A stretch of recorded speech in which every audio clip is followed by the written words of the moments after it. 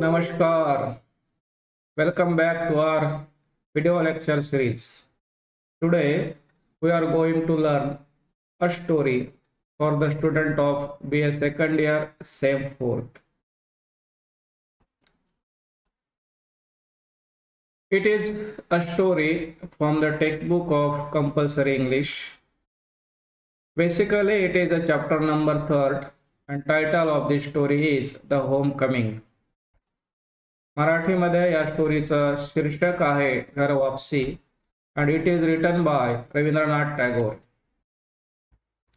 Rabindranath Tagore was a very famous Bengali poet, musician and playwright. He was the first Asian to win the Nobel Prize for Literature. About the story, The Homecoming is the story of a village boy. His name is Patik.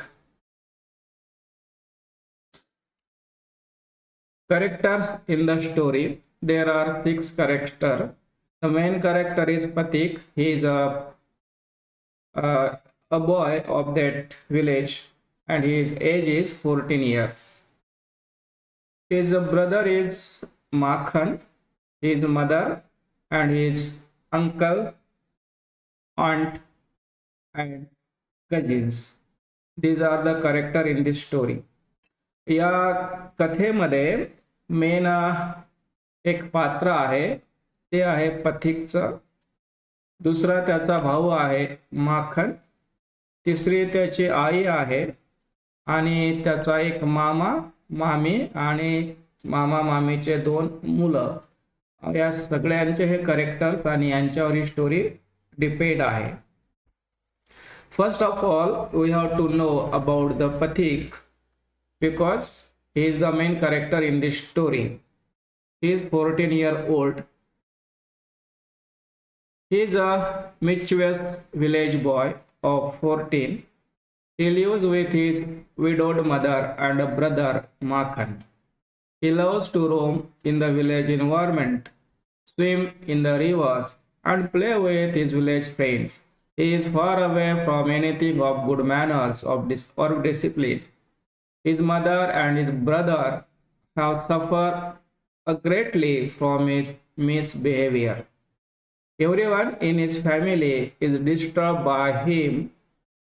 He is the leader of village boys. He enjoys the fun of troubling others. तर हा पथिक 14 वर्षाचा मुलगा आहे. मिसवेस आहे म्हणजे खोडकर आहे, मिसबिहेवियर करतो तो. त्याचा एक भाऊ आहे मखन आणि तो मखन सोबतही भांडणं करतो. तो त्याच्या आईचा मुलगा, त्याची आई विधवा आहे. या मुलाकडे अजिबात गुड मॅनर्स नाहीत आणि डिसिप्लिन तर अजिबातच नाही आणि म्हणून संपूर्ण फॅमिली या मुलामुळे त्रस्त होतो. ही एन्जॉय, त्या मुलाला खूप आनंद होतो. The fun of troubling others, जणू इतरांना त्रास देण्यामध्ये या मुलाला खूप इंटरेस्ट वाटतो. असा हा पथिक आणि त्याची ही स्टोरी आहे. आता हा जो पथिक आहे याचा स्कूल परफॉर्मन्स काय आहे ते आपण पाहू. In the school he is a dull student in study. The teachers always punish him. He never takes an interest in class, in student groups or in games. He used to look outside the school from the window. One day, he left his books and always neglected his studies. He eagerly looked forward to the holiday in November. तर पथिक never take any interest in schooling education. तर या मुलाला शालेय शिक्षणामध्ये अजिबात interest नाही. He never attention in the क्लासमध्ये त्याचं लक्षच नसतं. तो खिडकीच्या बाहेर पाहतो आणि म्हणून टीचर पनिश हिम. टीचर त्याला खूप वेळा पनिश करतात. तर तो एक दिवशी त्याचे सगळे बुक्स पण हरवून टाकतो आणि अभ्यास तर तो कधीच करत नाही. ही ऑलवेज निग्लेक्टेड हिज स्टडी. आणि मग तो सतत वाट पाहतो की नोव्हेंबरमध्ये सुट्ट्या लागतील दिवाळीच्या आणि मग मला गावाला जाता येईल. तर या विचारात तो असतो. In short, he is a very dull student in the school. तो शाळेमध्ये अत्यंत डल विद्यार्थी आहे. पथिक अँड माखन हे दोघं भाऊ. आता यांचं कसं काय पटतं घरी गावामध्ये त्याबाबतचं एक पॅरेग्राफ आपल्याला समजून घेणं गरजेचं आहे. वन डे पथिक wanted to roll a heavy log of wood. Laying on the bank of the river, he would share the fun with his friends. At the same time, Makhan walked to the log and, unmindful of all, sat on it. It was an open challenge for Pathik. This act led to a quarrel between Pathik and Makhan. His friend pushed the log and Makhan together. तर हे दोघं भाऊ पथिक आणि माखन. Obviously हा जो पथिक आहे तो त्या गावातील मुलांचा बॉस आहे. त्याचे खूप सारे मित्र त्या गावामध्ये आहेत आणि त्याच्या गावामध्ये एक नदी आहे, त्या काठावर ते मित्र आणि पथिक जातो. तर वन डे एके दिवशी काय होतं की हा जो पथिक आहे wanted to roll a heavy log. एक मोठं लाकूड आहे ठेवलेलं त्या नदीच्या काठावर आणि त्याच्यावर ते बसले मुलं आणि ते एन्जॉय करून राहिले. सडनली हा जो मखन आहे तिथं येतो आणि त्या लाकडावर बसतो या पथिकचं न ऐकता. आणि म्हणून it is a insult of पथिक.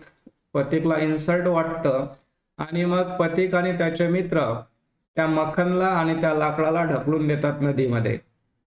तर अशा प्रकारे हा पथिक माखन सोबत वागतो आणि त्यामुळं काय होतं की लीड द क्वारल बिटवीन पथिक अँड माखन. दोघांमध्ये खूप झगडा होतो. तर अशा प्रकारे हा भावासोबत वागतो. आता पथिक अँड हिज मदर यांचं रिलेशनशिप आपल्याला पाहायचं आहे की तो त्याच्या आईसोबत कसा वागतो. हा जो पथिक आहे आणि त्याची आई यांचं रिलेशनही काही फार चांगलं नाही, कारण या मुलाचं कोणासोबतच पटत नाही. पथिक्स mother dislike the way he behaved and played mischief. She was also worried because Pathik would always eat Makhan. She believed that Pathik was a liar. Mother would support Makhan and try to keep Pathik away from him. She would also beat Pathik and in turn he would also push her aside. The mother, furious, she had lost her husband and Pathik would add to her misery. She complained that Pathik's nuisances were unending. She praised Makhan as good as gold. Pathik and his mother's relationship were tense. तर या मुलाचं आईसोबतही पटत नाही. त्याची आई बिचारी विधवा आहे, आधीच खूप सारे प्रॉब्लेम्स तिला आहे आणि या मुलाचा हा सगळा खोडकरपणा, त्यामुळे ती त्याची आई चिडून जाते, वैतागून जाते. आणि या दोघा भावापैकी से लाईक माखन. तिला माखन आवडतो, बट हा पथिक त्या माखनला सतत मारत राहतो आणि म्हणून ही ट्राय करते त्या मुलाला, माखनला वेगळं ठेवण्याची.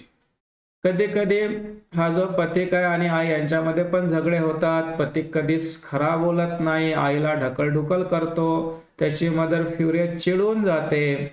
अशा प्रकारे हा जो खोडकर मुलगा आहे हा आईसोबत वागतो. आता त्याच्या आईच्या लक्षात येते की पथिकचं जे न्यूसन्सेस आहे वर अनएंडिंग, हा मुलगा कधी सुधारणार नाही हे तिला समजतं आणि ती बिचारी तिचा जो दुसरा मुलगा आहे मखन त्याची स्तुती करतो, त्याला एखाद्या सोन्यासारखा छान मुलगा आहे असं म्हणतो आणि मग अशा वेळेस हा पथिक आणखीच रागावतो. अशा प्रकारचे एक टेन्स रिलेशन्स हा मुलगा आणि त्याच्या आईमध्ये आहेत. यानंतरचा एक टॉपिक येतो या स्टोरीमध्ये, पथिक हिज अंकल बिशंबर. या मुलाला एक मामा आहे बिशंबर. आता हा आणि त्याचा मामा यांच्यामध्ये कशा प्रकारचे रिलेशन्स आहेत ते आपण या स्टोरीच्या माध्यमातून पाहणार आहोत. हा पथिक आणि त्याचा मामा बिशंबर. तर हा जो बिशंबर आहे त्याची वाईफ अँड हिज वाईफ म्हणजे या पथिकची मामी, aunt of Patik. Bishambar is elder brother of Patik's mother. तर हा जो बिशंबर आहे हा पथिकच्या आईचा मोठा भाऊ म्हणजे या मुलाचा मामा. He came to meet his sister. तो त्याच्या बहिणीला भेटायला येतो. He learned that Patik was a lazy and weird child. त्याला समजतं की हा मुलगा रानटी झालेला आहे, भाषा त्याचा. He decided to take him to Calcutta for education and to live with his children. आम्हाला वाटतं की याला कलकत्त्याला घेऊन जावं, शाळेत टाकावं आणि आपल्या मुलाबरोबर राहिला काहीतरी सुधरेल, आणि म्हणून he decided to take him to Calcutta for education and to live with children. Bishambar is a responsible brother and an uncle. तो एक जबाबदार भाऊ आहे त्याच्या बहिणीचा आणि या मुलाचा एक तो जबाबदार मामा आहे. He was ready to support his sister in the matter of Patik. तर तो या पथिकच्या मॅटर मध्ये त्याच्या बहिणीला म्हणजे पथिकच्या आईला सपोर्ट करण्याचा प्रयत्न करतो. पण आणखी एक प्रॉब्लेम या ठिकाणी क्रिएट होतो. हा जो बिशंबर आहे त्याची जी वाईफ आहे म्हणजे या पथिकची मामी, Bishambar's wife was not ready to receive Patik. She sees him as an extra burden for her family. She disliked Patik. She scolded him. She wished that Patik would return to his home. She neglected and hated him. Her treatment of Patik affects him badly. Patik wants to return to his home. He did not want to stay with her. आता झालं काय की the uncle of the Patik take him to the Calcutta, but his aunt did not like it. त्याच्या मामीला हे पटतच नाही, आवडत नाही हा मुलगा, आणि म्हणून त्याची जी मामी आहे aunt take it as an extra burden on her family. हा मुलगा आपल्या कुटुंबावर एक एक्स्ट्रा बर्डन आहे असं तिला वाटतं. Because she completely dislike him. She scolded him. ती त्याच्यावर रागावते, त्याला शिव्या देते, त्याला निग्लेक्ट करते, आणि हा मुलगा वैतागतो आणि wanted to return to his home. त्याला वाटतं आपण आपल्या घरी आईकडे वापस जावं, पण शाळा सुरू असते, त्याला जाता येत नाही, आणि त्याच्या मामीची ट्रीटमेंट एवढी बेकार असते की तो पोरगा फार वैतागून जातो आणि मग तो सतत घरी परत जाण्याचा प्रयत्न करतो. तर हा मुलगा त्याच्या मामाच्या घरीही आनंदाने जगू शकत नाही. द लास्ट डेज ऑफ पथिक. आता या छोट्या मुलाच्या आयुष्याचा शेवट घडतो आणि तो शेवट अत्यंत दुर्दैवी असतो. द लास्ट डेज ऑफ पथिक. तर पथिकचे आयुष्यातील शेवटचे दिवस. His last days were full of agony and pain. One night he had an attack of malaria fever. On account of the fear of aunt, he left the house in the rain. The police brought him back. He was in a very bad condition. The aunt began to blame him again. His fever rose high. His condition became serious. He could not bear the strain. The next day, he became unconscious. He wanted to see his mother. His mother came, but he was unconscious.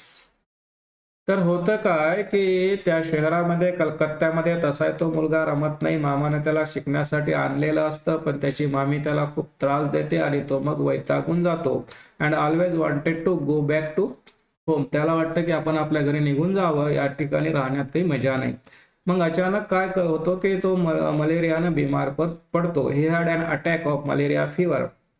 आणि या तापामध्ये असतो, त्याच्या घरी जायला निघतो, पाण्यामध्ये भिजतो आणि जास्त बिमार पडतो. पोलीस त्याला पकडून घरी आणतात मामाच्या घरी, आणि घरी आल्यावर तो ही बिकम अनकॉन्शियस, तो बेशुद्ध होतो. त्याला हे सगळा त्रास आणि ते ताप वगैरे सहन होत नाही. तो अनकॉन्शियस झाल्यानंतर त्याच्या आईला बोलावलं जातं. त्याची आई येते, मुलगा अनकॉन्शियसच असतो.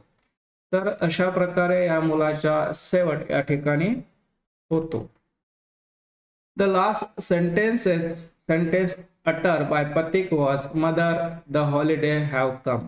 शेवटी तो आईसोबत एकच शब्द बोलतो, एकच वाक्य बोलतो, आणि ते वाक्य असतं mother the holidays have come. आई, आता सुट्ट्या आल्यात, सुट्ट्या लागल्यात.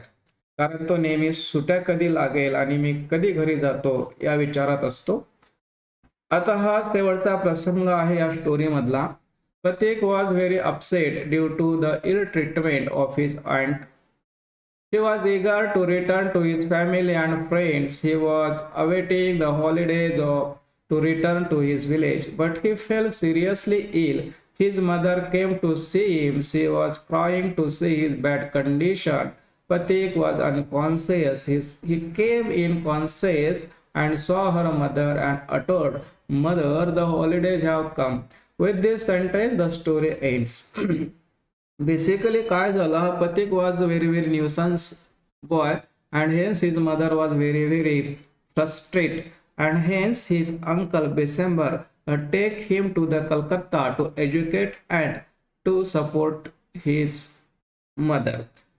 त्या गावामध्ये हा मुलगा खोडकर असतो आणि म्हणून त्याचा मामा त्याला कलकत्त्याला शिकण्यासाठी जातो, बट त्याची जी आंट आहे, त्याची जी मामी आहे, ती त्याला मिसट्रीट करते आणि म्हणून तो मुलगा जास्त वैतागतो. तर मग तो घरी जायला निघतो, बिमार पडतो, पावसात भिजतो, त्याचे पोलीस त्या गावातील पोलीस त्याला पकडून आणतात आणि मग अत्यंत बिमार पडल्यानंतर आई त्याला भेटायला येतो. तो बेशुद्ध असतो, अनकॉन्शियस असतो आणि जेव्हा तो थोडासा शुद्धीवर येतो तेव्हा त्याच्या तोंडातून शब्द बाहेर निघतात, "mother, the holidays have come." आई, मला सुट्ट्या लागल्यात. म्हणजे तो उत्सुकतेनं सुट्टीची वाटच पाहत बसतो आणि या सेंटेन्सवर ही स्टोरी एंड होते. तर काही MCQs या स्टोरीवर आपण पाहू. छोटीशी स्टोरी आहे आणि तिला आणखी छोटं करून आपण या ठिकाणी समजून घेण्याचा प्रयत्न केलेला आहे. तर परीक्षेच्या दृष्टिकोनातून काही MCQs आपण या ठिकाणी डिस्कस करणार आहोत या लेसनवर. तर पहिला क्वेश्चन आहे, why did Pathik want to perform a new idea, असे याला म्हणता येईल. पथिकला नवीन डावपेच का करायचे होते? याचा आन्सर आहे, टू ह्युमिलिएट मक्खन अँड अम्यूज हिज फ्रेंड्स. मक्खनचा अपमान करायचा आणि मित्रांना खुश करायचं, त्यासाठी त्याला न्यू मॅन्युअर करायचं होतं आणि म्हणजेच नवीन काहीतरी आयडिया त्याला शोधायच्या होत्या.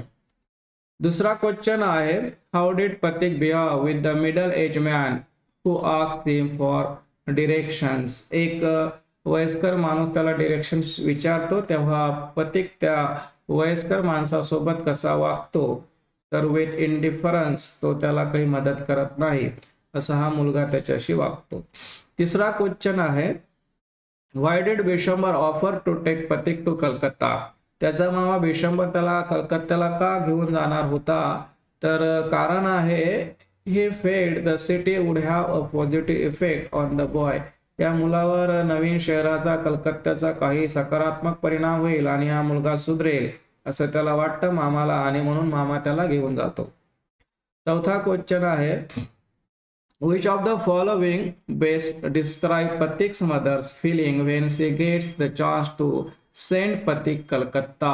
कलकत्त्याला जेव्हा हा मुलगा जातो तेव्हा त्याच्या आईच्या फिलिंग्स काय असतात? तर ती डिलाईट होते, तिला आनंद होते की माझा मुलगा त्याच्या मामासोबत जाणार कलकत्त्याला, तिथे सुधारणार आणि म्हणून आईला आनंद होतो, ती डिलाइटेड असते. पाचवा question, which of the following happened to Pathik when he moved to Calcutta. जेव्हा तो कलकत्त्याला जातो त्याच्याशी काय घडतं? तर being filled with fear over upsetting his aunt. तर त्या ठिकाणी त्याला आई, त्याची जी मामी आहे तिची भीती वाटते कारण ती जी मामी आहे अपसेट करते त्याला, ती काही त्याला चांगलं ट्रीट करत नाही. आणि शेवटचा क्वेश्चन आहे या स्टोरीवर, तो आहे, which words best captures the way in which Pathik's aunt treated him. तर त्याची मामी त्याला कशी ट्रीट करते? तर फ्युरी, संतापानं ट्रीट करते.